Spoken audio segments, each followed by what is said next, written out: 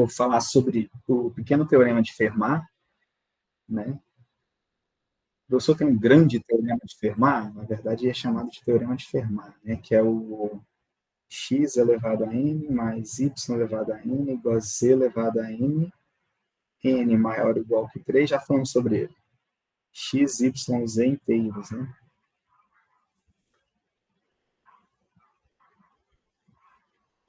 Aí a pergunta que Fermat se fez no seu teorema, né? A pergunta não, a conjectura que ele fez é que isso aqui não teria solução nos inteiros, tá? Independentemente do n maior ou igual que 3 natural que fosse escolhido. Então não tem solução. De fato não tem. Hoje é teorema, não é mais conjectura. Mas não vou falar nem um pouco sobre esse teorema de Fermat. A gente fala sobre o pequeno teorema de Fermat, que tem a ver com números primos e quando o número primo em si é o expoente de algum número inteiro. Antes de falar do teorema em si, do pequeno teorema de Fermat, a gente precisa de algo que é só uma ferramenta para demonstrar o teorema, que é o lema 7.15. Fala assim, se P é primo,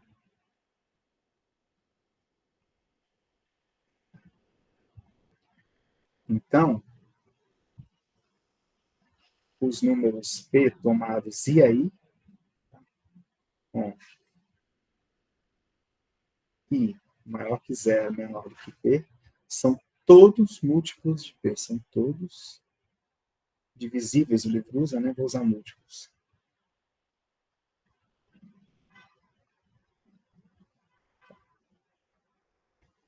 Se vocês lembrarem não da definição, né? Demonstração. Do que a gente provou em sala, inclusive, a gente sabe que P, eu acho que essa demonstração no livro, ela está com um passo um pouco, está com um passo errado, tá? Eu acho que a demonstração falha num ponto, mas não tem nada de erro absurdo, né? Só cancelar esse ponto e jogar ele para frente da outra afirmação. Eu vou fazer o correto aqui. Sabemos que a gente viu isso, né? A gente provou isso. Isso aqui é o quê? Isso aqui é aquela combinação de P elementos tomados e aí, né? Combinação lá do ensino básico, ou é o coeficiente binomial, na verdade nasce pelo coeficiente binomial, né? Como coeficiente binomial. Bom, depois prova-se que isso aqui nada mais é do que P vezes P menos 1, 3 pontinhos, P menos I mais 1, tudo sobre I fatorial, tá?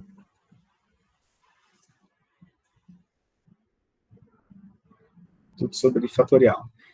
A questão é que eu não sei se isso aqui é múltiplo de P, talvez eu precisasse do P para compor exatamente o I fatorial, né? E aqui não ser múltiplo de P, tá certo? Então,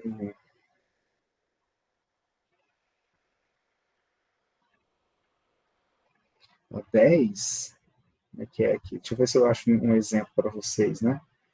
10 é 5 vezes 2, por exemplo.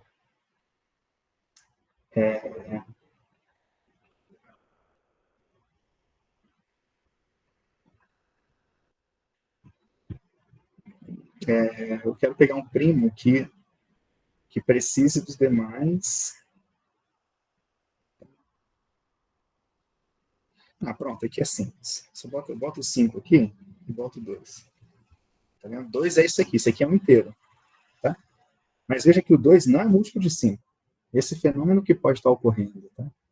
Pode ser que o P envolvido aqui na fórmula, o P, esse Pzinho aqui, eu precise dele para cancelar fatores do I fatorial aqui embaixo. Então não é óbvio que é um múltiplo de P. Tá? Talvez o P, repetindo, né, ele entre como fator necessário para que eu cancele o I fatorial embaixo. Não vai ocorrer, mas poderia, como é esse caso aqui. Ou seja, essa fração é um número inteiro, é 2, só que esse 2 não é múltiplo desse 5 aqui. Por quê? Porque eu preciso do 5 para cancelar com o 5 aqui embaixo. Mas a gente sabe disso, tá? Lá das aulas de binômio, a gente sabe que esse coeficiente binomial aí é dado por essa razão de números, né? Lá a gente escreve até assim, porque a gente não tem divisão, tá? A gente escreve assim, mas a gente admite esse tipo de notação para dizer exatamente que é o coeficiente, o quociente, perdão, o quociente da divisão. Bom, então a gente sabe disso. O que eu vou mostrar? Eu vou mostrar que P, ele divide... O que eu quero mostrar? Eu quero mostrar... queremos mostrar que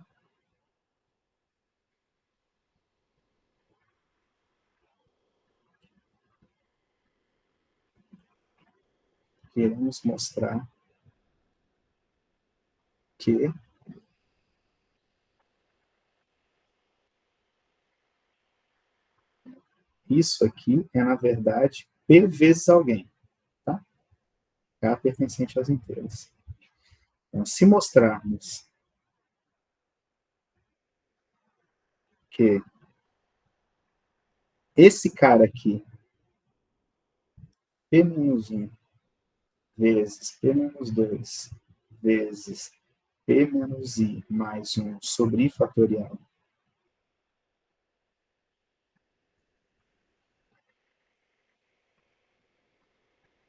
pertence aos inteiros, acabou, né? Ou seja, se essa fração aqui, ó, pertence aos inteiros, pronto, eu chamo ele de K, vai ser P vezes K, o coeficiente binomial.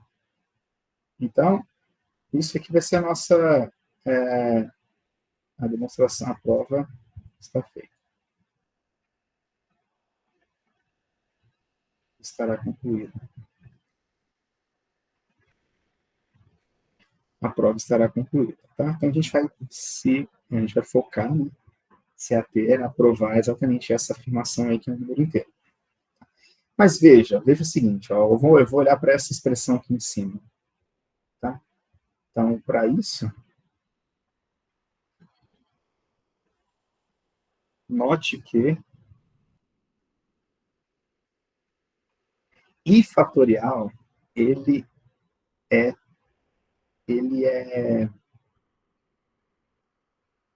quando você compara o I fatorial com o P, tá? Com o primo P, isso aqui dá o quê, pessoal? Dá 1. Por que dá 1? Porque o I, ele é, aqui, ó, porque o I, ele é sempre menor do que P, certo? O I fatorial é sempre menor do que P. Então, perdão, o I é sempre menor do que P, o I fatorial nem sempre, mas o I é sempre menor do que P. Então, todos os fatores do I fatorial, todos os números que estão lá, todos eles são menores do que P. É impossível você ter ali dentro um P, porque todos os divisores ali dentro são menores do que o primo P, porque P é o maior. Né? P é maior do que cada um desses fatores. Então, MDC fica claro que é igual a 1, certo? Então, I, por exemplo, 10 fatorial e 11, isso aqui sempre é 1. Isso aqui é igual a 1. Por quê? Porque quando você pega 10, 9, 8, todos eles são menores do que 11. É impossível 11 aparecer aqui. Porque se 11 aparecesse, por exemplo, um 11 é primo, né, vai aparecer uma decomposição de um deles. Um 9, 9 é maior que 11. No 8, 8 é maior que 11. É impossível. Tá?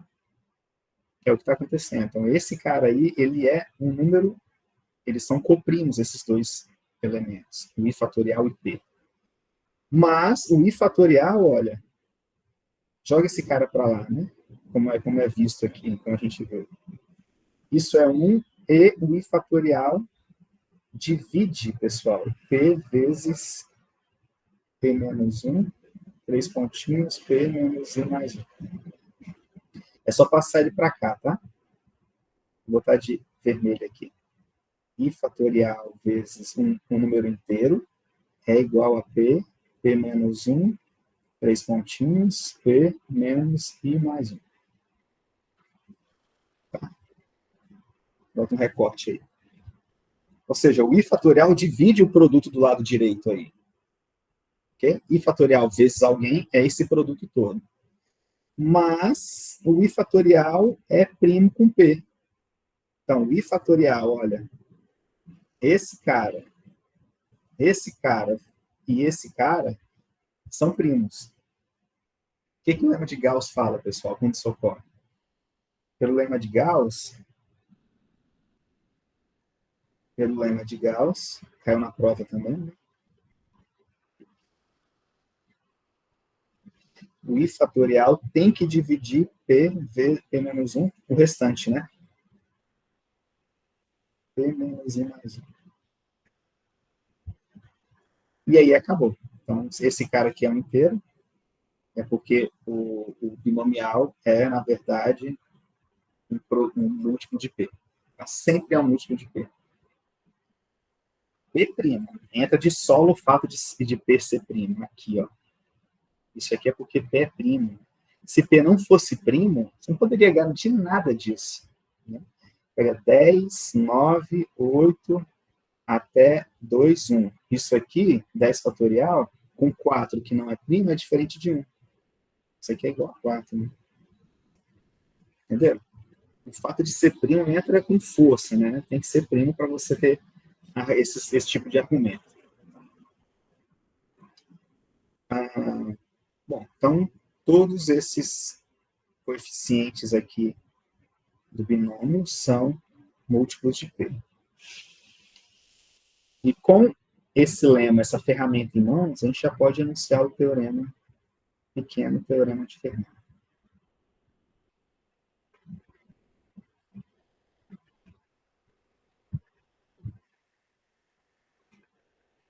Que é o teorema 7.16.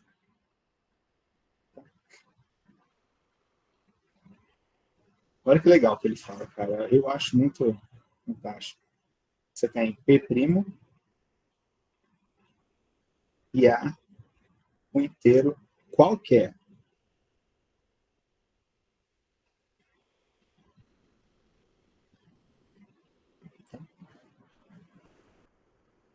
O que o teorema fala? O teorema diz, então,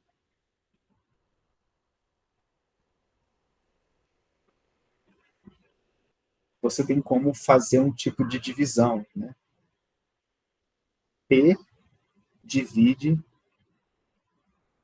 A elevado a P menos A. Pessoal. Seja qual for o A, hein? Seja qual for o A. Qual for o A, P divide A elevado a P menos 1. Vamos provar esse teorema, né? Teorema de demonstração.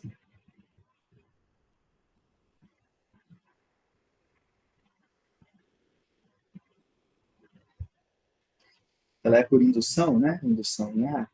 E a gente tira os casos óbvios. Vamos pegar P igual a 2, que ele começa assim, né? P igual a 2, por exemplo. Isso implica que quem é A ao quadrado menos A? Isso aqui é A que multiplica A menos 1, certo? Botando A em evidência. Eu quero provar aqui, a gente quer provar, né? Que 2, eu quero provar isso, pessoal, que 2 divide A ao quadrado menos A, né? Quero provar isso. Vou tentar provar. Então, A ao quadrado menos A é exatamente essa expressão. E essa expressão aqui, ela é sempre par. Tá? É sempre par essa expressão. Por quê? Pega o A no número par. Como você está multiplicando por A, esse número aqui vai ser par. Pega A agora ímpar. Como você tirou um ímpar daqui, A menos 1 vai ser par. Então, você está multiplicando por par. Então, independente do A que você escolher, esse número sempre é par e, portanto, 2 divide ele. Logo, 2 número P divide A elevado a ele, P menos A. Pronto. Então, o P igual a 2 está ótimo. Não preciso me preocupar com ele. Tá?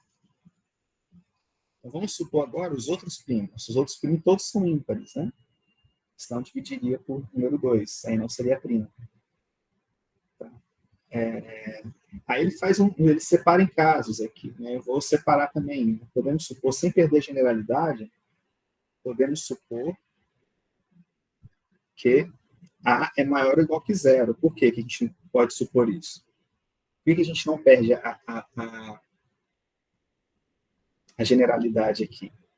Porque para os outros primos são ímpares. Tá? Vou fazer essa anotação. Pois P agora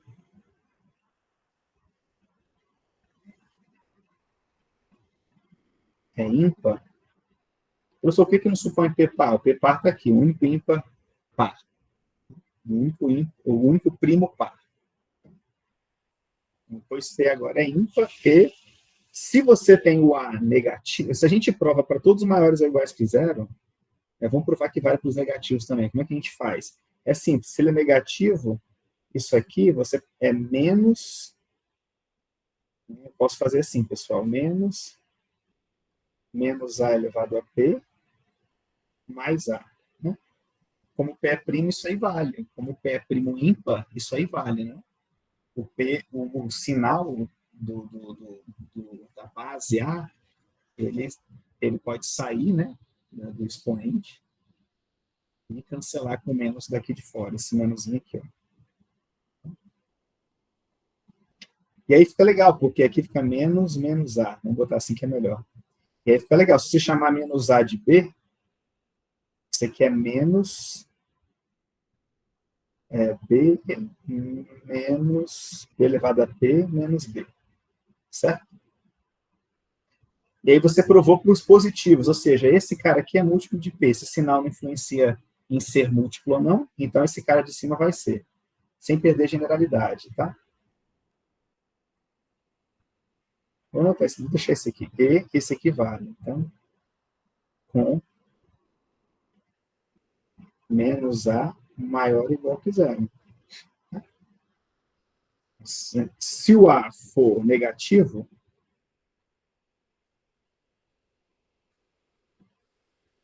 você escreve dessa forma e, como você provou para os positivos, vale para o negativo também. Então, a gente só precisa se ater aos números A's positivos. Melhor, não negativo. Né? A igual a zero é óbvio. E aí eu vou provar o teorema, prova-se o teorema, pequeno teorema de Fermat, por indução. Simples, né? Quando A é zero, eu quero provar para A maior ou igual que zero. Quando A for zero, é óbvio. Pois P divide 0 elevado a P menos 0, que é zero. Então, para A igual a zero, vale. Vamos supor que vale. Supor que P divide A elevado a P menos A. E vamos provar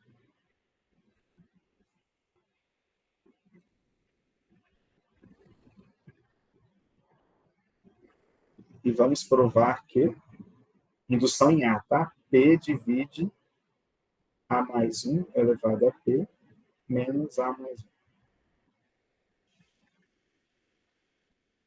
Isso é indução em A.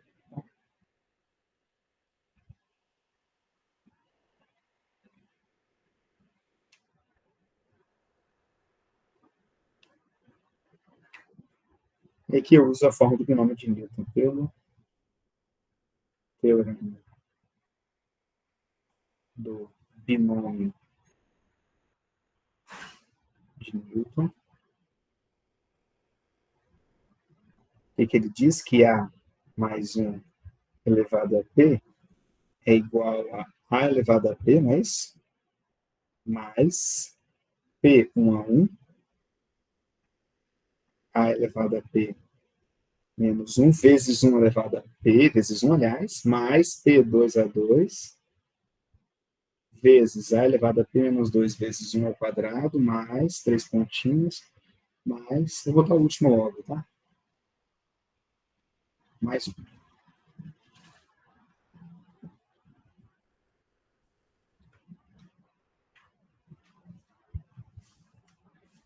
Se quiser colocar esse cara aqui também, talvez seja válido. P menos 1 vezes A, que é o último, penúltimo, perdão, mais PAP, P tomado PAP, que é 1 vezes 1, que é o elemento daqui. E agora eu vou fazer essa diferença, ver se é múltiplo de P, o que, que aparece. Pelo lema anterior, todos esses caras aqui são múltiplos de P. Ó. Todos eles. Assim, você escreve A mais 1 P menos A mais 1, que é a expressão que eu quero analisar, se é múltiplo ou não de P. Isso aqui é tudo isso, é A elevado a P. Esse menos A daqui, menos A. Vou repetir tudo. Só que eu vou colocar, vou repetir, mais P1, A menos P1, mais 3 pontinhos, P menos 1, A. Tá? Esse 1 daqui, menos 1 daqui, cancela com esse. Ok? E fica essa expressão. Ora, esse daqui é múltiplo de P, pelo lema. Que acabamos de provar. Esse aqui também é múltiplo de P, pelo lema.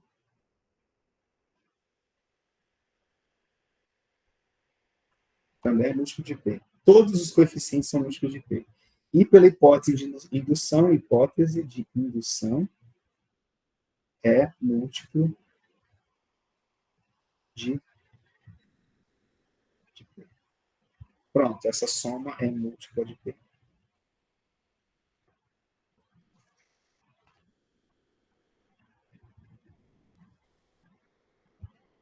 E aí tem. Eu vi dois ENCs que cobraram o pequeno teorema de Fermat. Tá? Eu vi dois ENCs que cobraram o pequeno teorema de Fermat. Daqui a pouco eu vou falar sobre congruência e vocês vão ver que o pequeno teorema de Fermat ele tem até uma forma diferente por congruência e facilita muitas vezes a gente determinar resto de divisão de determinados números, tá? Com potências de primos. Vai ajudar muito. Aí tem vários exemplos. O exemplo 7.7, eu vou evitar para a gente otimizar o tempo. E fazer, tá? Não só ele, o 7.9, o 7.20. O 7.20 vamos fazer, por exemplo. Então fica só...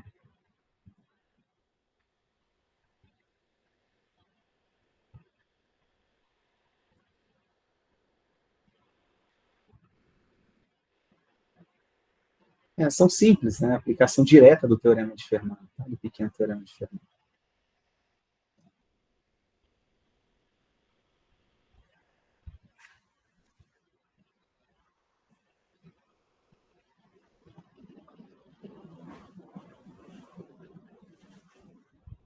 Deixa eu ver o que tem mais aqui. Também é chamado o pequeno teorema de Fermat. Vou botar o corolário, que ele aparece algumas vezes. Corolário, vocês precisam saber que tem duas versões, que na verdade é praticamente a mesma.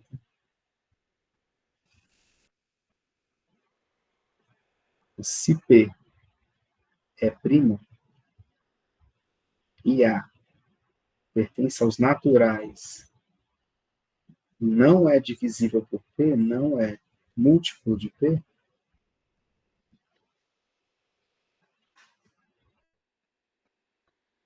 então P divide a diferença. Então, P divide A elevado a P menos 1 menos 1. É como se dividisse por A, tá vendo? Aqui, ó. Pega aqui o pequeno teorema de Fermat, né? Aqui, ó.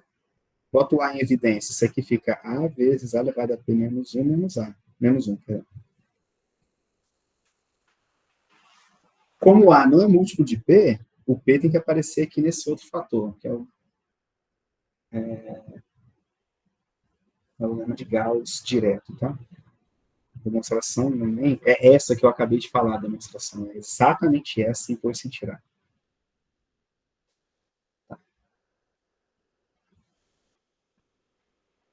Esse corolário também é chamado de pequeno teorema de Fermat. O resultado, o corolário assim,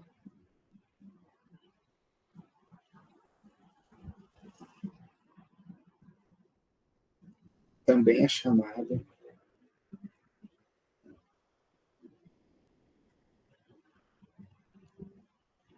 pequeno teorema de Fermat. Então, é a mesma coisa praticamente. Né?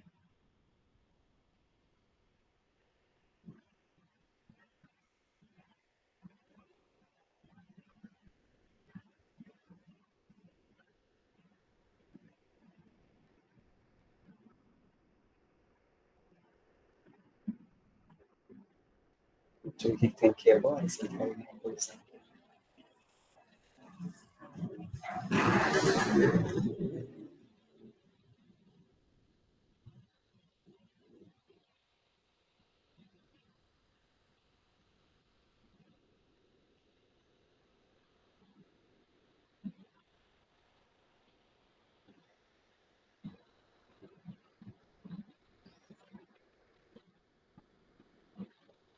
O 7.19 pedi para vocês fazerem, né? Fazer o 7.20, né?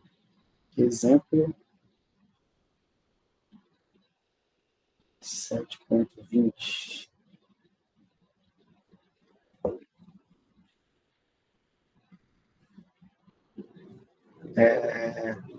Esse corolário diz que o corolário anterior diz que qualquer que seja o número, 47, que é primo, divide, pega o A igual a 2, eleva 47 menos 1 e tira 1. Né? Esse 47 divide esse número. Poderia ser 2, poderia ser 3, poderia ser 10, tanto faz. Né? Só não pode ser múltiplo de 47. Não múltiplo de P. Não pode. O corolário anterior diz que 47 divide esse número. E aí, colocando, escrevendo de outra forma, logo, portanto, 47 divide. Escreve grupo notável, né? 2 elevado a 23 mais 1 vezes 2 elevado a 23 menos 1. É o que o livro faz aqui.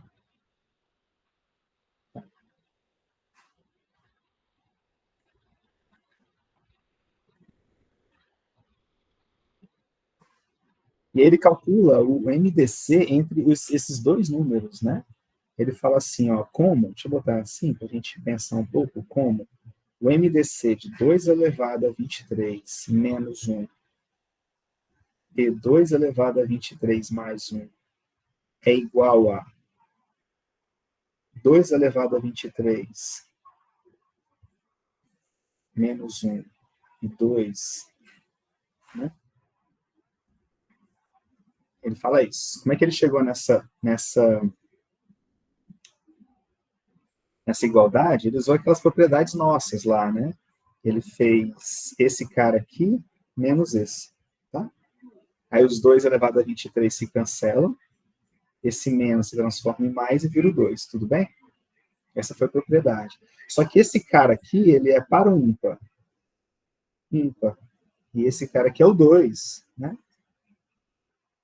Então, o 2 não está dentro lá desse número que é ímpar, tá? Então, o máximo divisor aqui, ele é exatamente igual a 1.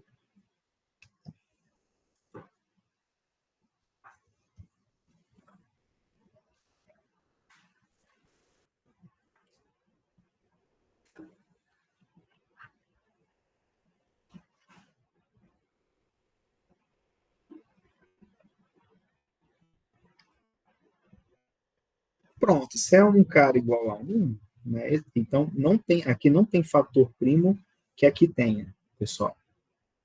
Então, o 47, assim, o 47, ele divide apenas um dos fatores. Ou ele divide 2 elevado a 23 mais 1, ou, tá aí, 2 elevado a 23 menos 1. Das duas, 1. Né? E aí que ele fala que lá na frente tem como ver, como determinar esse valor. Esse é o pequeno teorema de Fermat.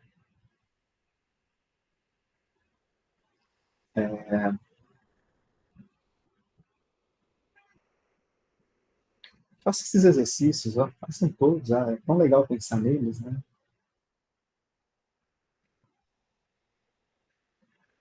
Façam dos 7 exercícios, né?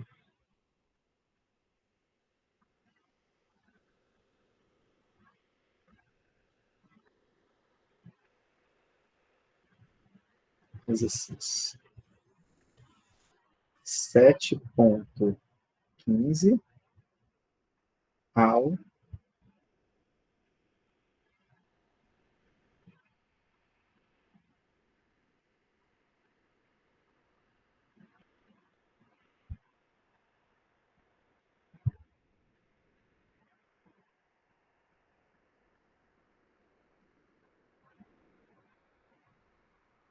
todos a gente consegue fazer 7.22, por exemplo. Vou pular, bota os 2 primeiros suplementares, por exemplo, né? Os 3 primeiros suplementares, ó. Os 4 primeiros suplementares, pronto. Do 15 ao 26, tá? 12 exercícios.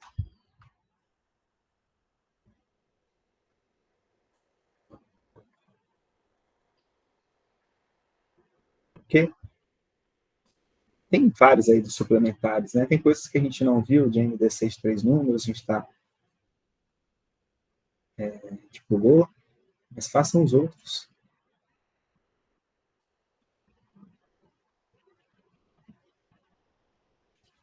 Não, bota o 7E e o 7.30, vai, parece que é legal.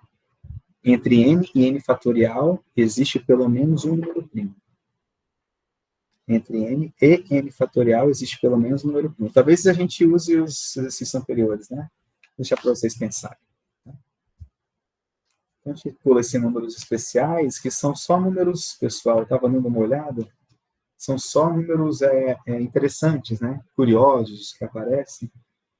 Não vale a pena a gente gastar o tempo da aula, sendo que tem muita coisa ainda para ver. Então, a gente começa agora congruências, capítulo 9, congruências. Que foi uma coisa que eu falei para vocês no primeiro dia de aula. Não dei aula, né? A gente só ficou conversando. E é um assunto que cai de fato, cai assim, com bastante frequência no ENC. Então, a gente tem que dar uma ênfase um pouco, um maior detalhe nesse capítulo. Tá? Binômio de Newton. Eu vi em eu acho, um ou dois ENCs, talvez tenha em outros, eu não vi todos. Divisibilidade, vi em alguns. Tem uns que você vê mais, a congruência é um deles. Isso eu quero dizer, congruência cai com maior frequência. Não vale a pena a gente dar uma atenção mais bem dada nesse capítulo 9. Tá? Foi introduzida por Gauss, o livro começa falando assim, né? Em 1801. E na verdade, pessoal, você realiza a aritmética dos números inteiros, agora voltada apenas aos restos da divisão com um determinado valor n. Então, você pré-fixa um número inteiro e você divide os inteiros por esse número pela divisão euclidiana. Vai ter um resto para cada inteiro, um único resto, único,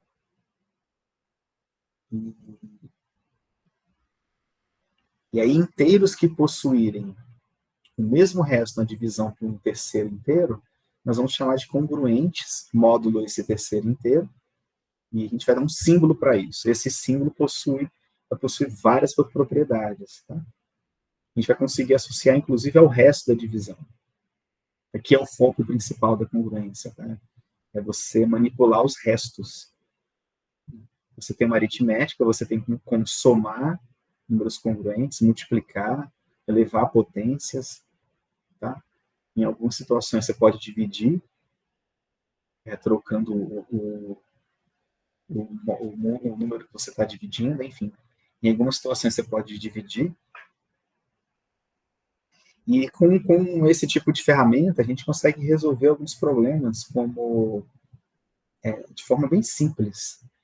Porque os símbolos que a gente vai dar para congruência os símbolos destacam o resto da divisão. Como destacam o resto, perguntas do tipo, qual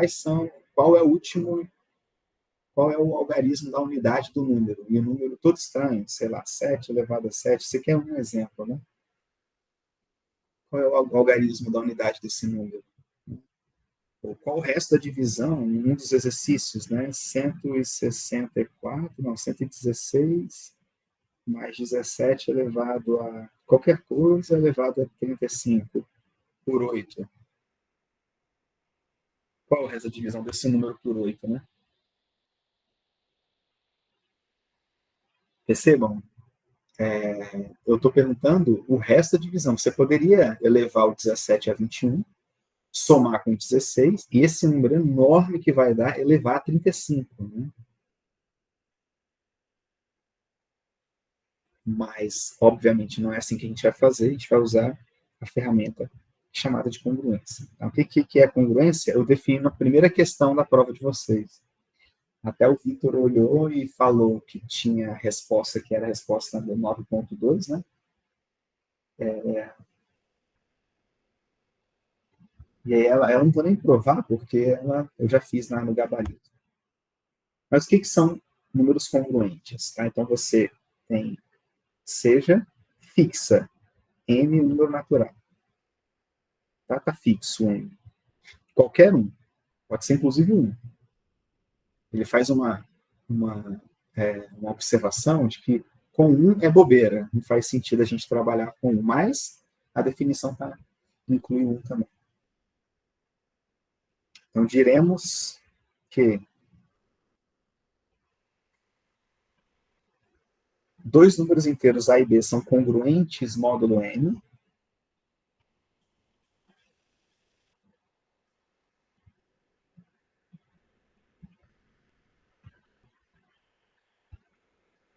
São congruentes módulo n.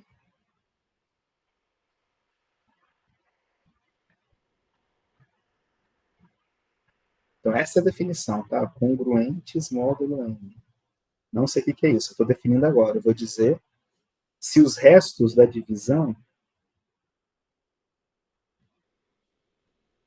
de sua divisão euclidiana por n são iguais. Se os restos de sua divisão euclidiana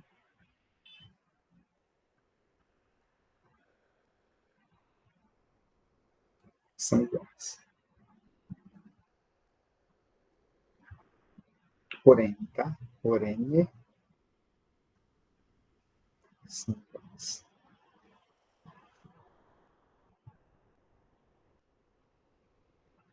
Então, quando eles são congruentes, módulo m, nesse caso, escrevemos, vamos dar um símbolo a esse fenômeno de possuir resto, dos inteiros possuírem restos iguais, tá? Na divisão por n. Vamos dar um símbolo para isso. Quando eles possuírem restos iguais, eu vou escrever isso. E a gente vai ler a gente pode ler de duas formas, tá? A é congruente a B módulo N. Ou A é igual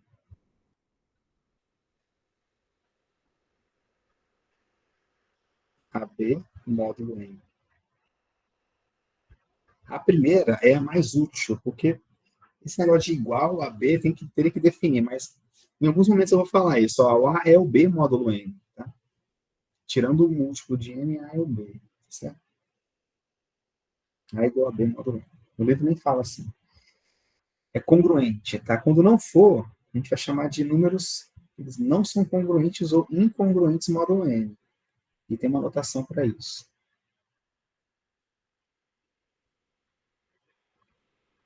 Quando não forem congruentes,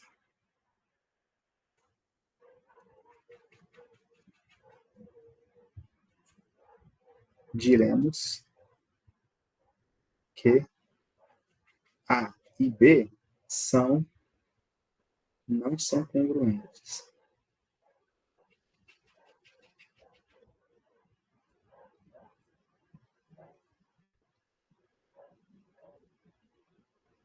Módulo ou são incongruentes. Módulo N. Tá? Escrevemos A, você faz a congruência e corta, B mod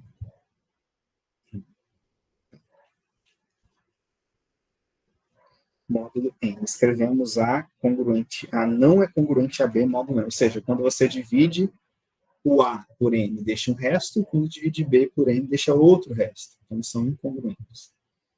Então, alguns exemplos.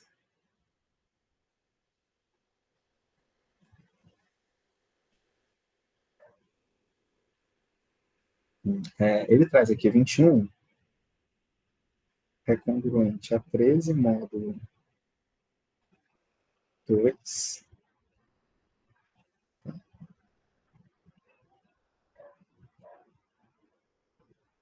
Por que é congruente a 13 módulo 2? Quando você divide 21 por 2, deixa resto 1.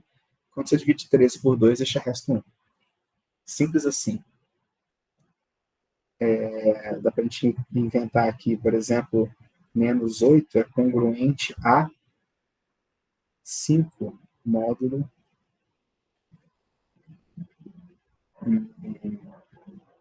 menos 5. Menos 5 módulo 3.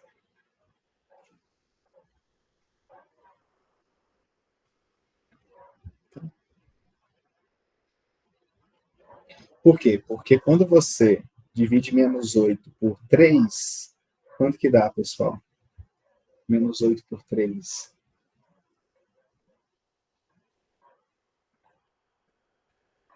Dá 3 vezes o quê? 3 vezes menos 4, é isso? Mais, dá menos 12, né? Menos 12 e menos 3, né? Isso, menos 9 mais 1, certo? Menos 9 mais 1, e se quando você divide o menos 5 por 3, é 3 vezes menos 2 mais 1. Menos 6 mais 1 e menos 9 mais 1. Tá? Então, esse aqui de fato é o resto, que é o único, cara, maior ou igual que 0 e menor do que 3, que satisfaz isso. Então, por definição, o menos 8 e o menos 5 são congruentes módulo 3. E terceiro, ó, o 18 não é congruente a 5 módulo 11. Por que, que não é congruente a 5 módulo 11? Quando você dividir 18 por 11 é 11 vezes 1 mais 7, né? E quando você divide 5 por 11, é 11 vezes 0 mais 5. Os restos não são iguais. Tá? Eles não são congruentes. Módulo 11. Então, a gente escreve assim. Eu acho que eu nunca vi aqui a não congruência, mas vale a pena falar para vocês poderem saber, né, dessa notação. Vai que cai no ENC, sem a questão explicar, então vocês sabem do que se trata.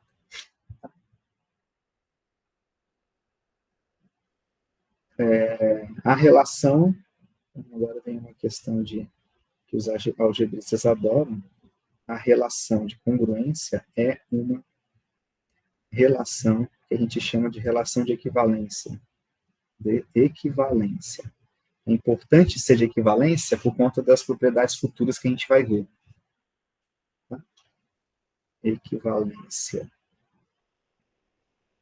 Isto é, 2 pontos. Proposição 9.1.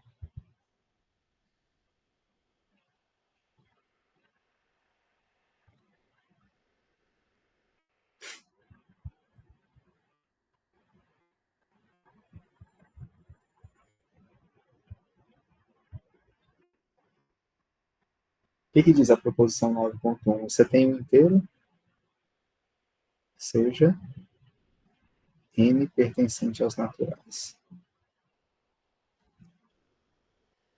Para todos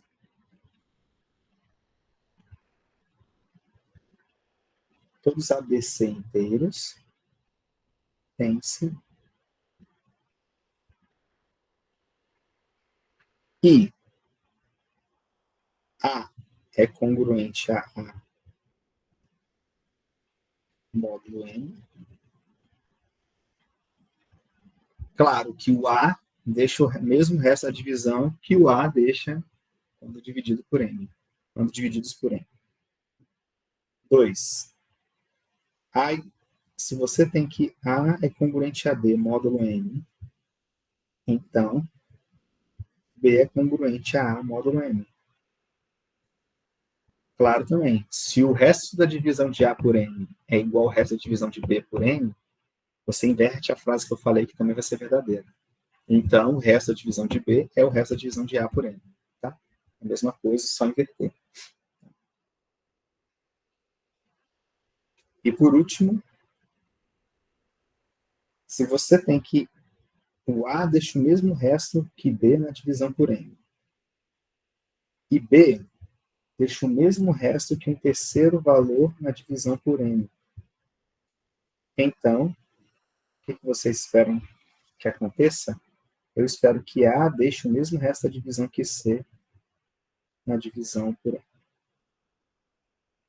Transitividade.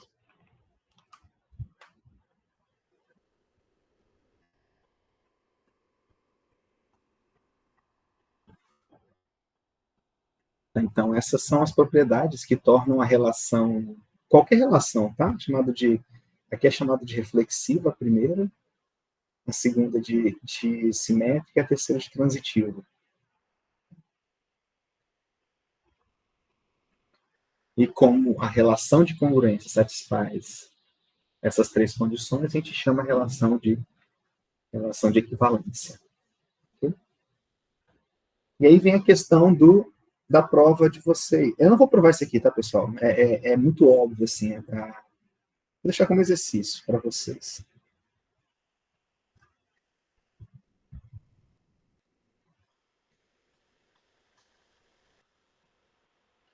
Tá? Escrevam, acho que vale a pena, uma vez na vida só, acho que vale a pena. Então, proposição, a primeira questão da prova, né, 9.2.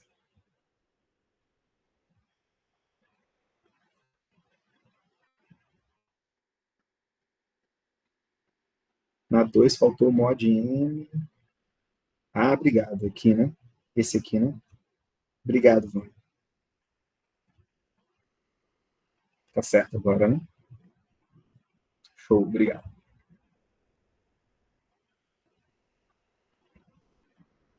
Eu nem fiz essa observação, tá? Ele faz no livro. Eu não vou me preocupar com M igual a 1. Tá? Deixa assim, né? Porque não tem nenhuma regalia com N igual a 1. N igual a 1 não faz nenhuma diferença, tá? Todos os números são múltiplos de 1. Então, ele escreve isso. Isso torna desinteressante a aritmética dos restos módulo 1. Portanto, doravante, consideraremos sempre M maior que 1. Então, aqui também M maior que 1. Tá? M maior que 1. Então, aí vem o resultado da prova. Ó. A é congruente a B módulo M. Em palavras, A e B deixam o mesmo resto na divisão por M. C e somente C, o M divide B menos A. Essa era a questão da prova. Vocês lembram, né? Letra B, eu acho. A demonstração é exatamente o que está na prova. Essa é a questão da prova. Tá?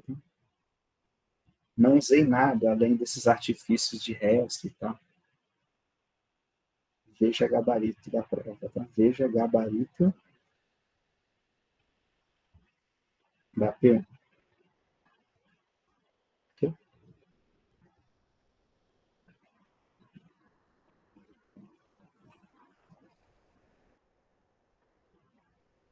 Então, essa é essa proposição é o que facilita o cálculo, tá, pessoal? Quando eu criei aqui questões de módulo, eu não precisei ficar pensando muito no resto, nem me preocupei com o resto. O resto você faz a conta depois. É só você fazer a diferença aqui, tá vendo? Ó, menos 8, aí faz a diferença. Mais 5, né? Menos 8 menos 5. Menos 8 mais 5, isso aqui é menos 3. Claro que isso aqui é múltiplo de m, né? Na divisão da zero. O m divide menos 3. Aqui é a mesma coisa, faz 21 menos 13. Isso é 8. 8 é múltiplo de 2. 2 divide 8, né? Então, essa aqui é uma proposição que auxilia muito a vocês olharem para a congruência agora, não mais como resto, tem que saber que, no fundo, é resto que está lidando, né? A gente vai escrever agora sobre isso. Mas façam a diferença, B menos A, né? E vejam se o M divide B menos A, a diferença. Ou A menos B, então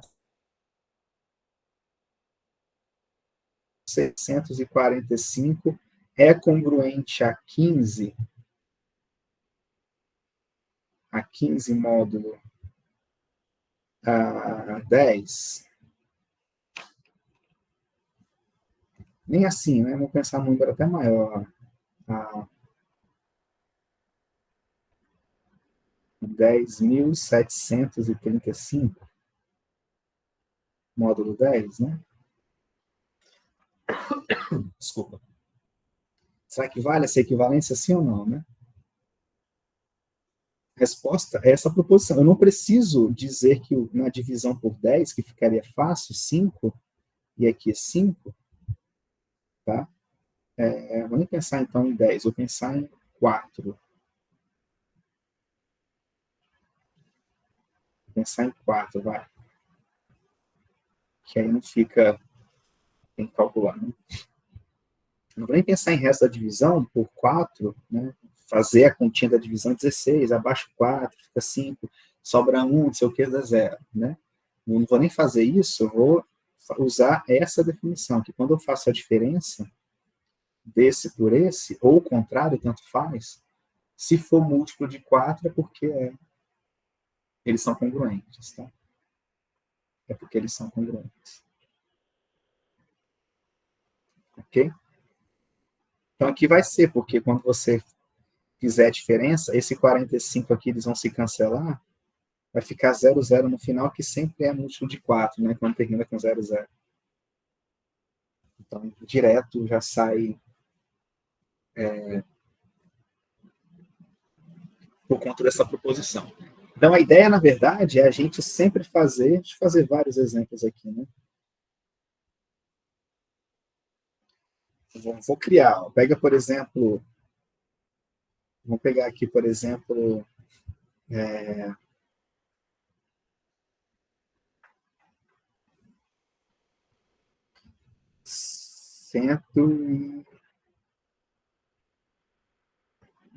1462 menos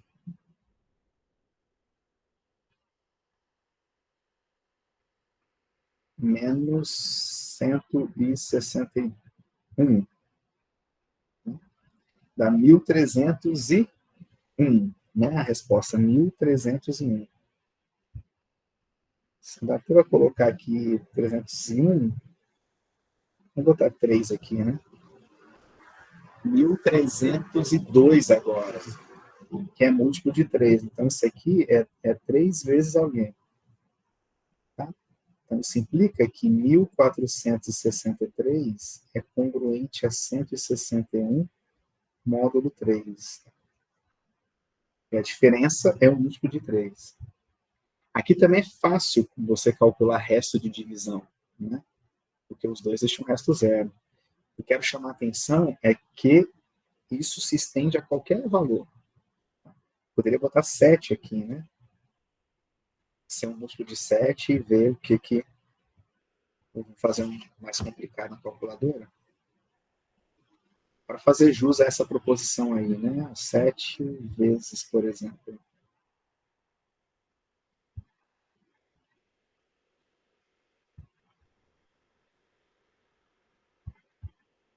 1071 menos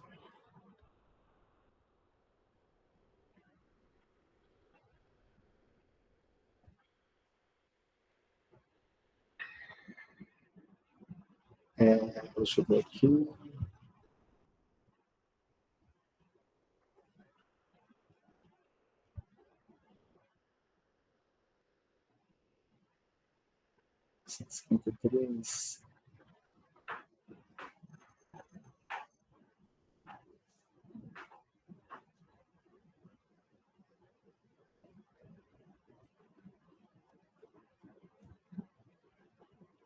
Deixa eu botar um número maior. 10.766 menos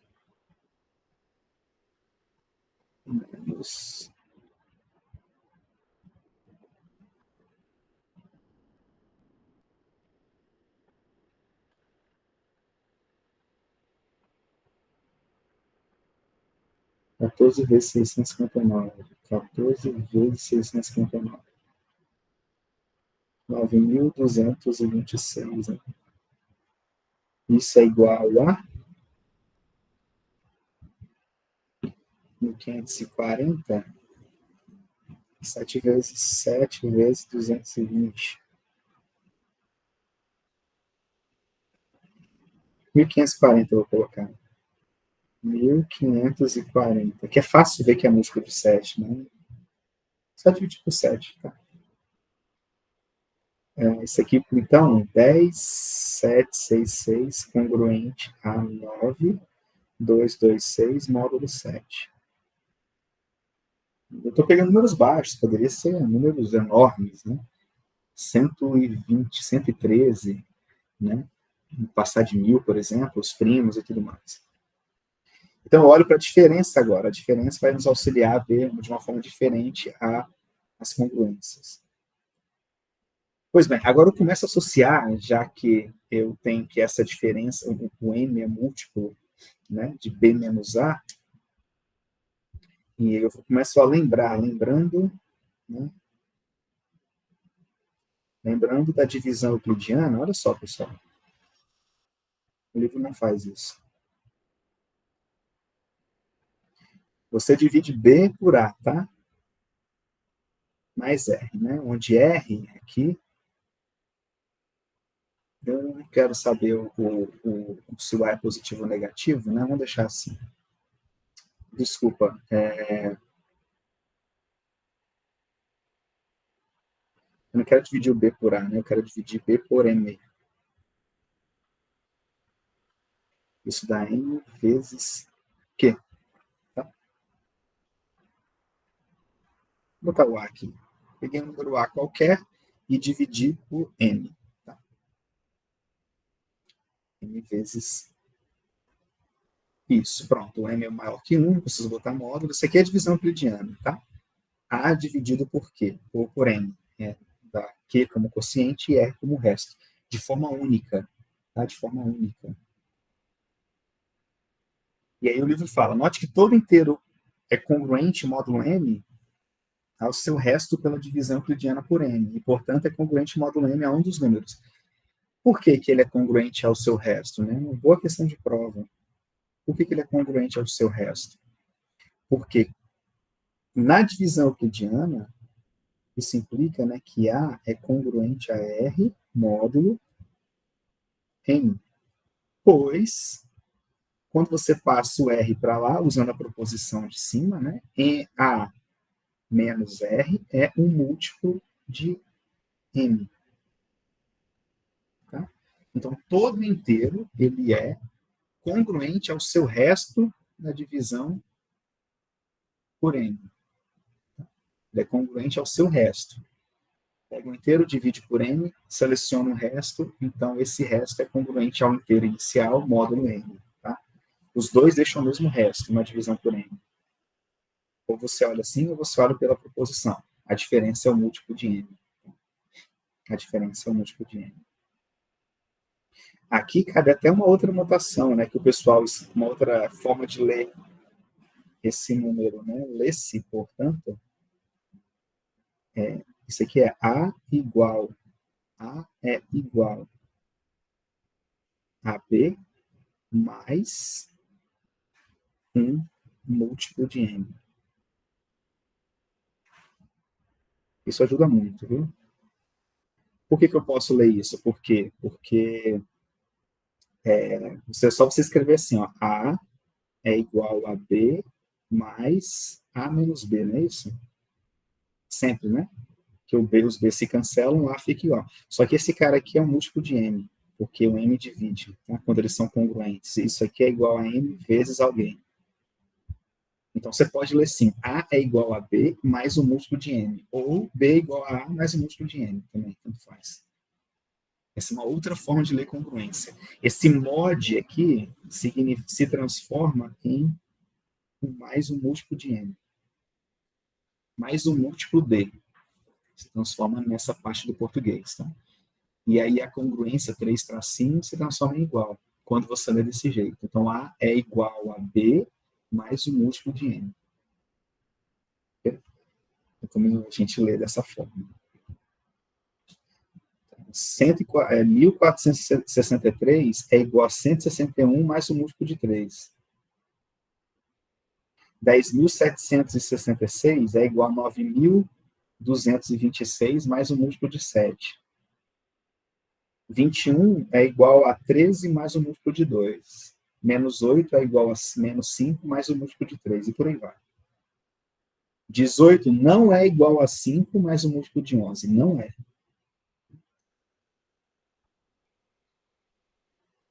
Aqui o A é igual a R mais o múltiplo de M. Por isso que vale a congruência. Tá? A é igual a R mais um múltiplo de M. Então, se M for 4, 8, 7, 13, 15, tanto faz. Então, eu posso olhar todos os números inteiros agora dentro de uma classe, que eu vou chamar classe de equivalência no futuro, próximo, né, dos seus restos. Né? Então, todo inteiro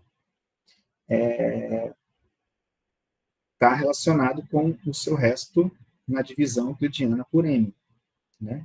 Via a relação de equivalência aqui de congruência. Tá? Ele fala assim, além disso, dois desses números distintos não são congruentes módulo M.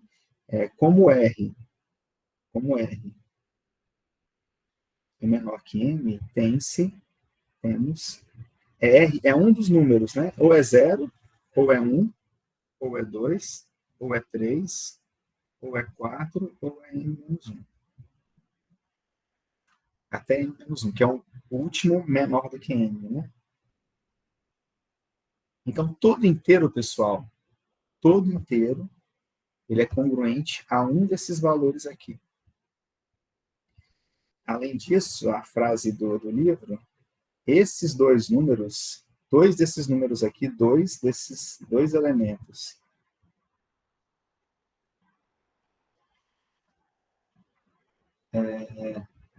distintos, não são congruentes. Por quê?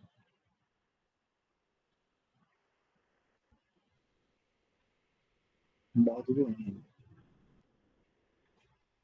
Porque eles mesmos já são os restos, tá? E eles não são iguais. Então, eles não podem ser congruentes módulo N. Se você pegar dois diferentes, eles não tem como você fazer a congruência, porque a diferença dos dois vai dar um número menor do que N, não tem como ser múltiplo de N. A não ser que seja zero. Aí zero é múltiplo de n. Mas se você pegar dois distintos, não vai ser zero.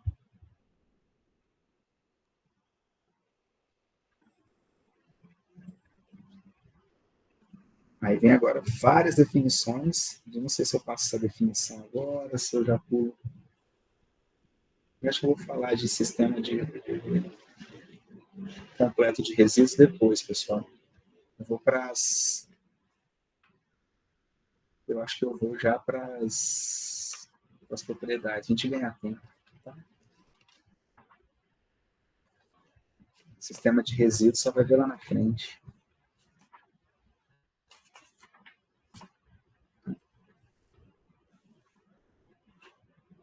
Sistema completo de resíduos. Tudo bem, vamos lá.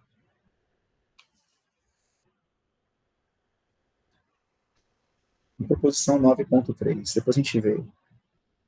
Proposição 9.3. Proposição 9.3. E que a gente começa agora da aritmética para essa relação. Isso que é a força da coisa, na minha opinião. Tá? É a aritmética, não só o símbolo por símbolo, mas um símbolo que você pode mover para frente, mover para trás, somar nas extremidades, e você ainda tem respostas para esse tipo de operação. Então, não é uma coisa rígida que está ali pronto. A gente pode operar, fazer operações aritméticas nos números envolvidos. Tá? Então, a proposição é exatamente nesse sentido. Você tem sejam A, B, C, D, N, A, B, C, D e N números inteiros, tá? O N é maior que 1. Não vou me importar com N igual a 1. Então, você tem isso. Primeiro, se você tem que A é congruente a B módulo N, e você tem que C é congruente a D módulo N, então, olha que legal. Funciona como se fosse uma igualdade. Ó. Soma a primeira com a segunda. Né? A é congruente a C, perdão, A mais C é congruente a B mais D, módulo, que quem vocês acham? Módulo N. Só somar as extremidades, como se fosse uma igualdade de fato. B mais D, módulo N. 2. Pode fazer isso também com produto. Tá? Então, se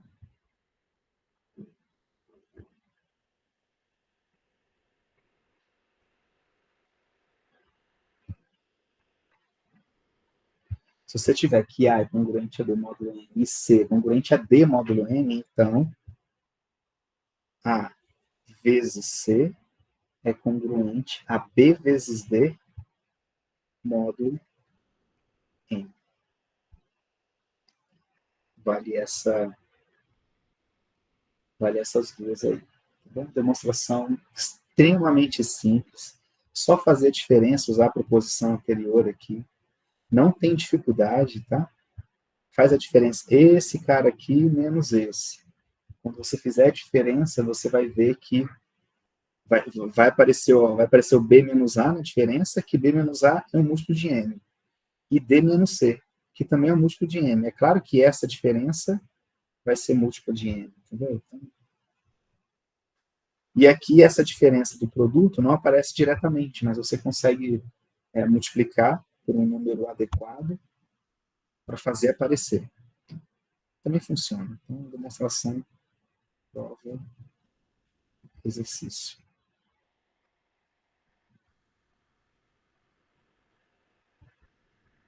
Tá bom?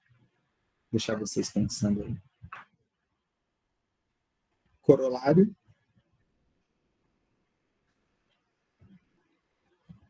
Nove ponto 14, que é, na verdade, A é congruente a B módulo M, implica que A elevado a N é congruente a B elevado a N módulo M, com N natural. E a demonstração, não vou nem colocar aqui, é um exercício simples, é a aplicação desse cara aqui de forma indutiva. Tá? Para n igual a 1, óbvio que vale, para n igual, suponha que vale para n, prova para n mais 1, e aí você, quando tiver n mais 1 aqui, você quebra escrevendo vezes b e aqui vezes a, tá? E você já tem que vale para um i vale para um n, você multiplica os dois por essa relação. É direto, uma demonstração extremamente simples. E, portanto, deixa eu ver. Ah, tá, ele fala do teorema. Deixa eu fazer um exercício sobre isso aqui, né? Não sei se você já tem um exercício simples para a gente fazer. Vamos ver. Vamos usar essas propriedades e definições para a gente fazer algum tipo de exercício. Deixa eu ver se tem aqui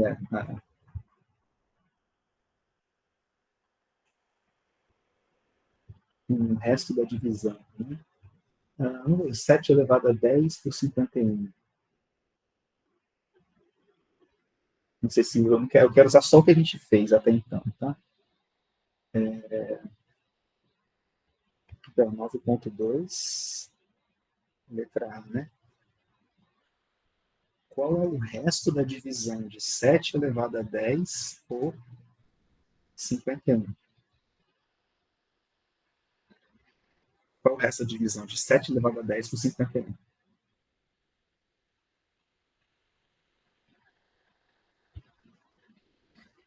Eu faria assim, ó, 7 é congruente a 7 módulo 51.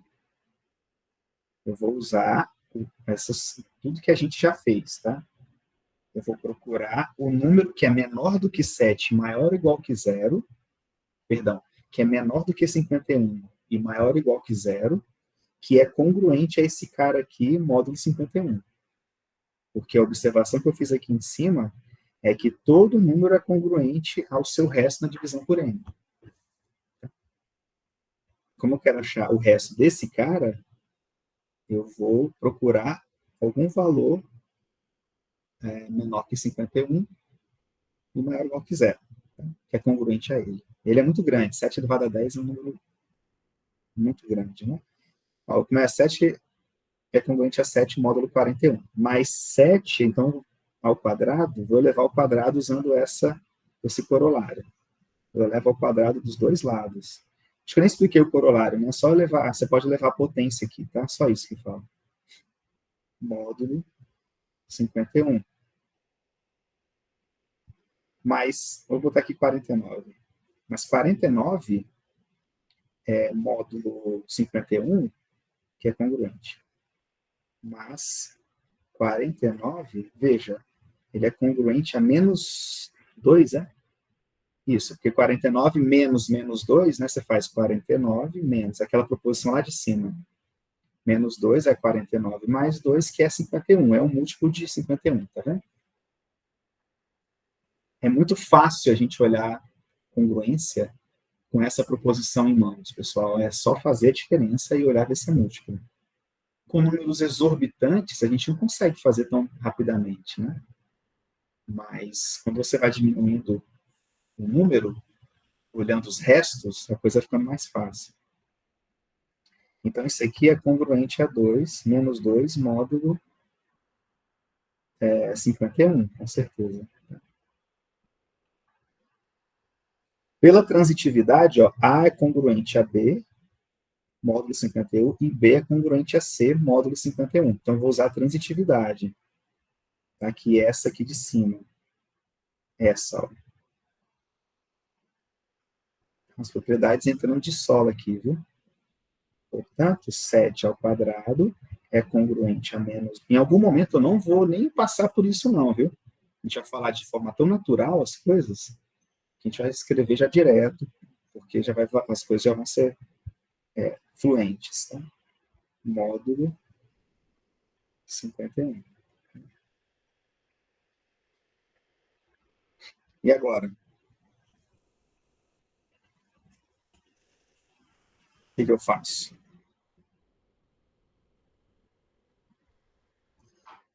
É a 10, né? poderia levar a quinta aqui, né? Vou fazer isso, então. Elevando a 5 aqui, aqui eu elevei ao quadrado.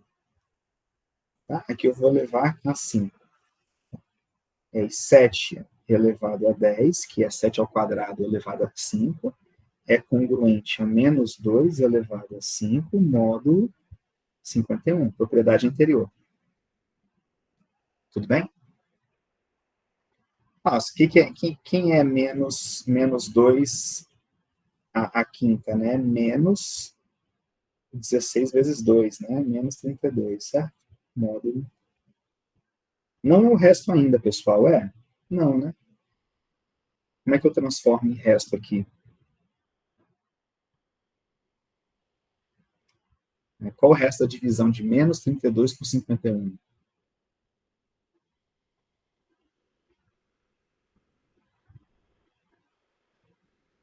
Alguém? Quem quer ganhar um ponto aí na média, aquele ponto esperto? Aí, no caso, seria o resto entre 51 e menos 32, né, professor? Isso, qual é o resto de... porque ficou mais fácil, né? Agora a gente olhar para cá, né? Porque se esse cara tem o mesmo resto na divisão por esse, eu vou olhar para esse. A pergunta é, como é que eu escrevo menos 32, Carlos, como um 51 vezes alguém, mais um resto positivo aqui, né? É 51 vezes menos 1, né? Que dá menos 51, mais 19, é isso? Acho que é 19. É isso aí, 19. É 19, né? Agora sim. Então, olha só o que eu acabei de escrever. Eu vou usar agora aquilo que a gente falou aqui em cima, né? Que os números são congruentes aos seus restos. Então, como aqui é resto de divisão por 51, vou usar a transitividade novamente. 7 elevado a 10 é congruente a menos 32, que é congruente, a gente escreve assim mesmo, tá? A 19 módulo 51. Só que 19 é um número entre 0, podendo ser o 0, e 51, menor que 51, e, portanto, é o resto da divisão. Portanto, 19 é o resto procurado.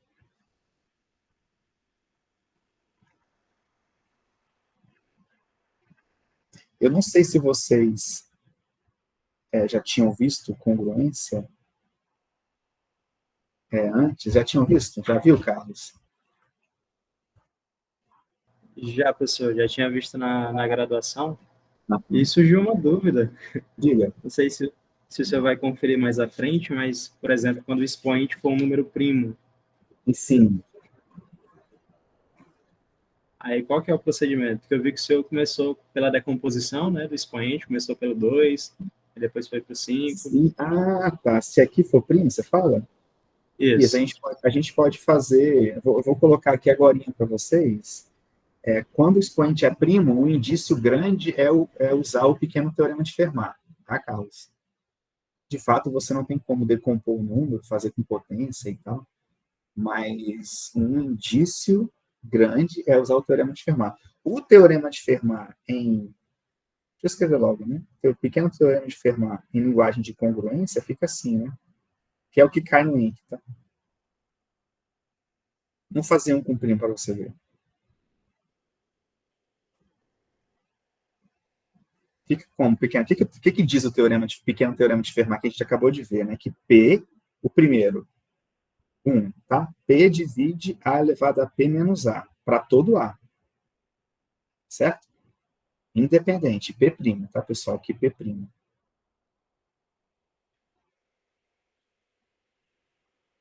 Tá?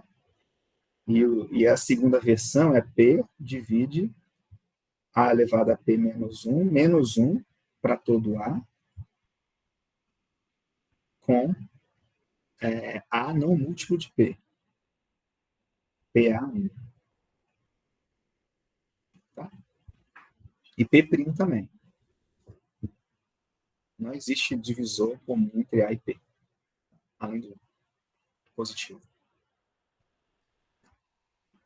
Então, nessa linguagem, olha como é que fica meio grande, né, escrita bagunçada. Então, na linguagem de congruência,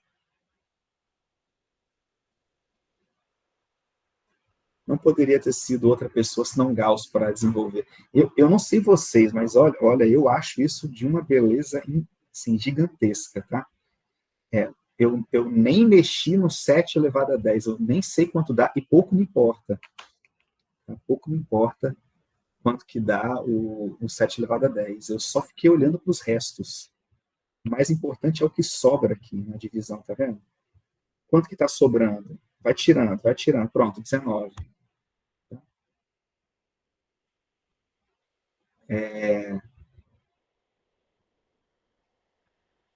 Então eu olho para o resto, né? É uma aritmética dos restos mesmo. Né?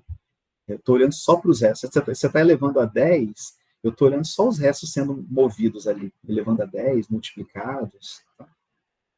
É uma beleza, tinha que ser Gauss mesmo, né? Na linguagem de congruência.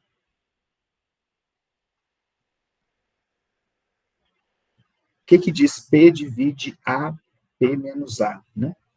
P divide A, P menos A. Está dizendo que A elevado a P menos o A é um múltiplo de P. Né? Então, o primeiro fica A elevado a P é congruente a A módulo mais o múltiplo de P. E a segunda, aqui para todo A, né? E a segunda é A elevado a P menos 1 é congruente a 1 módulo P. Aqui o A sem dividir, tá? Enfim, pessoal, vocês estão cientes aí, né? Para todo A, P'. E aqui é para todo A com AP igual a 1.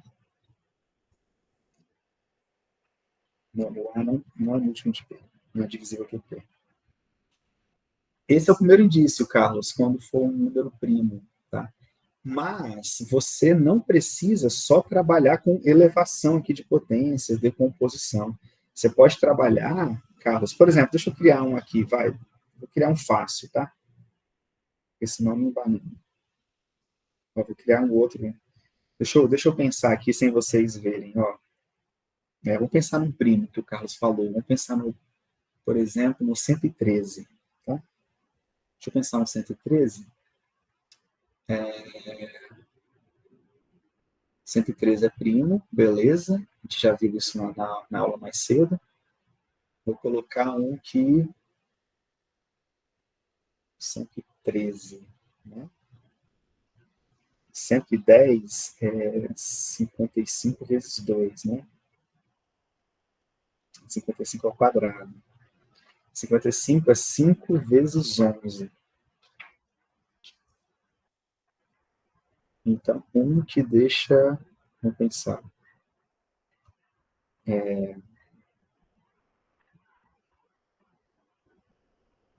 pronto, vou pegar um fácil, tá? Vou pegar um fácil.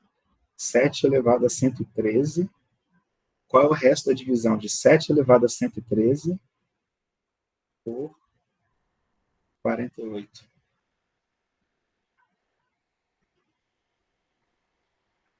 Poderia ser qualquer outro número. Vou nem pensar assim, não. Vou pensar 7 elevado a 113 e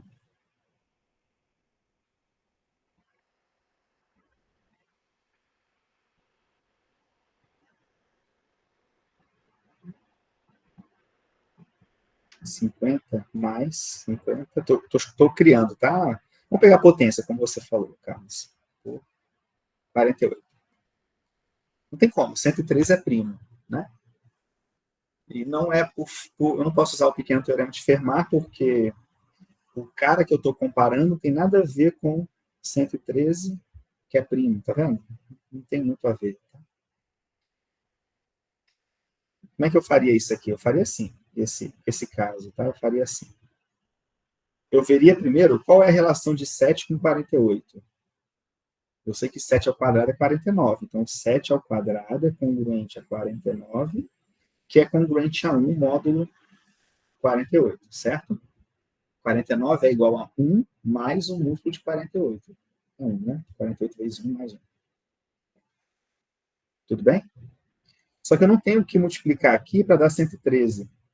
Tá? Então, o que eu vou fazer? Eu vou levar a um cara que dá 112, que é o primeiro ali próximo de 113, Carlos. Então, eu vou levar o quê? Eu vou levar a 56 dos dois lados. Esse aqui eu cancelo, óbvio, né? 56. Então, aqui eu faria 7 ao quadrado elevado a 56, que dá 112. É congruente a 1 elevado a 56, que é o próprio 1, módulo 48. Ora, eu sei que 7 é congruente a 7 módulo 48, e eu sei que eu acabei de obter a primeira aí de cima. 7 elevado a 112 é congruente a 1 módulo 48. O que você faz agora? Usa a propriedade de produto, que foi a primeira que nós vimos. Essas duas multiplicadas fornecem a terceira, que 7 elevado a 113, que é 7 elevado a 112 vezes 7, é congruente a 7 vezes 1, que é 7, módulo 48. Essa é uma das táticas, tá, Carlos? Você quebrar, você não olha o 113 decompondo com fatores primos, mas com soma. E óbvio, né, isso aqui é o mais simples possível, né? Eu entendi, professor. Obrigado aí. É engraçado, né? Como as coisas vão se encaixando assim. Encaixa perfeitamente. É incrível. É claro que os exercícios são muito mais bem elaborados que elaborar aqui na hora. Né? Eu poderia criar um da soma aqui, 50 elevado a qualquer coisa, mas o 50 em relação ao 48, ele é menos 2, né? Tá entendendo? Aí o menos 2 você leva o quadrado e vai vendo o que vai dar com essas potências, tá? A ideia é tentativa e erro mesmo. Tá? O primeiro A primeira coisa que vem à minha cabeça é que o 7 está sim relacionado com o 48. E, cara, da melhor forma possível, né? E aí eu mexo da forma que eu quiser. Tá? Então, por exemplo, vocês aí de cabeça, né? Se eu troco aqui para, por exemplo, 14, qual é o resto da divisão?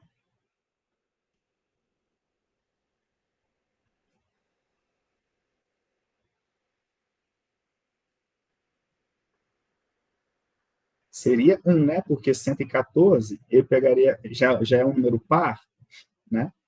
Eu levaria a 57 dos dois lados, né? Que ficaria 1 elevado a 57, então seria 1. Né? Enquanto esse aqui é 7, esse aqui é 1. Por exemplo, vamos pegar o 127, que eu acho que é primo, né? Eu acho que é primo, tá? 127, quanto que daria o resto da divisão de 7 elevado a 127 por 48?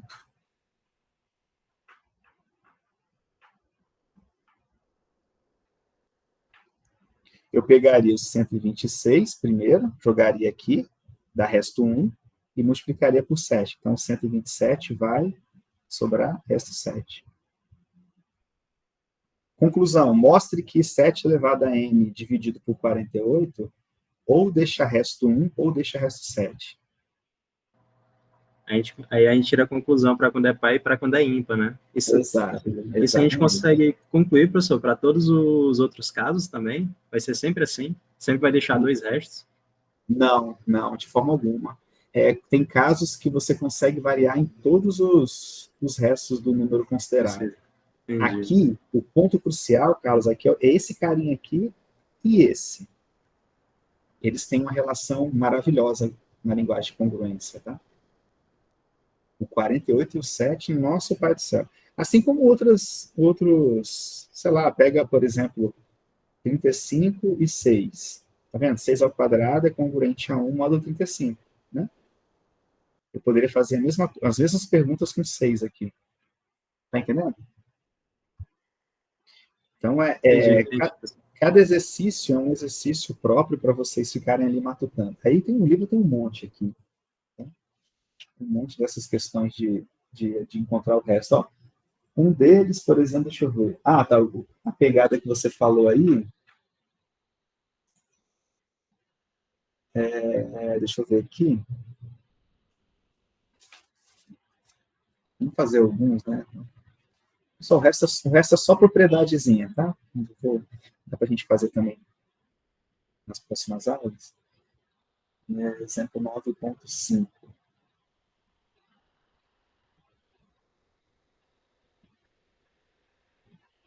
Eu não vou pedir para vocês lerem, esses exemplos são, poxa, bacanas e interessantes, tá? Então, leia uns exemplos aí, são simples, tá? Leiam. Nem refazer, não, só ler mesmo. 9.5, 9.6 e 9.7. Aplicação do teorema de Fermat, do pequeno teorema de Fermat com as propriedades que nós vimos até agora. Tá? Interessante. Aí vem a proposição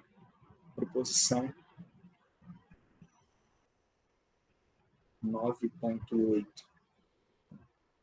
A lei do corte. Parece uma aritmética mesmo. Parece que as coisas que a gente viu, várias propriedades estão sendo aplicadas aqui agora. Né? Então, A mais C congruente a B mais C, módulo M, vocês já sabem que eu posso somar dos dois lados, né? Porque C é congruente a C. Então, eu poderia somar dos dois lados por C. Mas será que eu posso cortar? A resposta, sim. Demonstração tem duas linhas. Não vou fazer a ida, que a ida, a volta, porque a volta é óbvia. A gente já fez. Né? Uma linha e meia. Reciprocamente, a diferença, o que implica que M divide, consequentemente, tal. Porque o C se cancela quando você faz essa diferença. Tá? Então, vale a lei do corte. Isso aqui é como se fosse vale a lei do corte para congruências.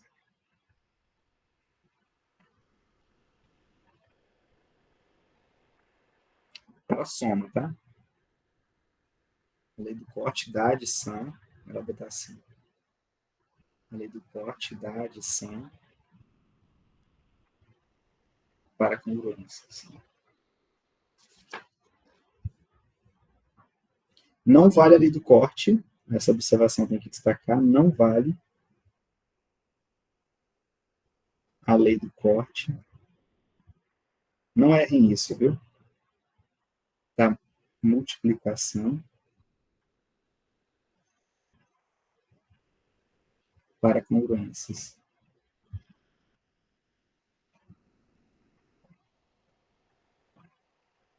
E aí o exemplo é...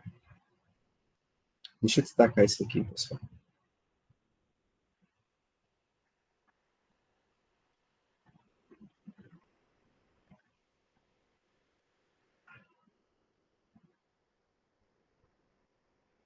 Não vale, tá?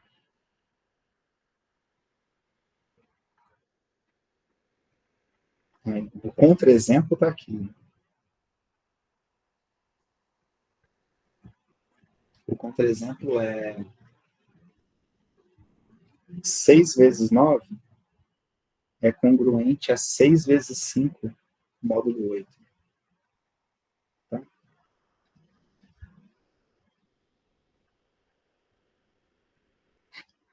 Seis vezes 9, 56.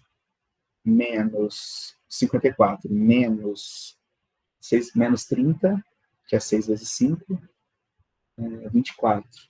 Tá? 24, 8 vezes é um múltiplo de 8. Então, são congruentes a divisão por 8, tá? Deixar o mesmo resto.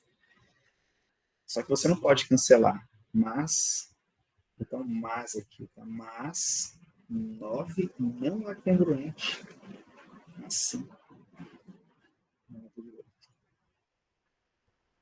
Um deixa resto 1 e o outro deixa resto 3. Bom, pessoal, aí na próxima aula, vou finalizar aqui, que a gente já viu bastante coisa hoje. A gente finaliza, falta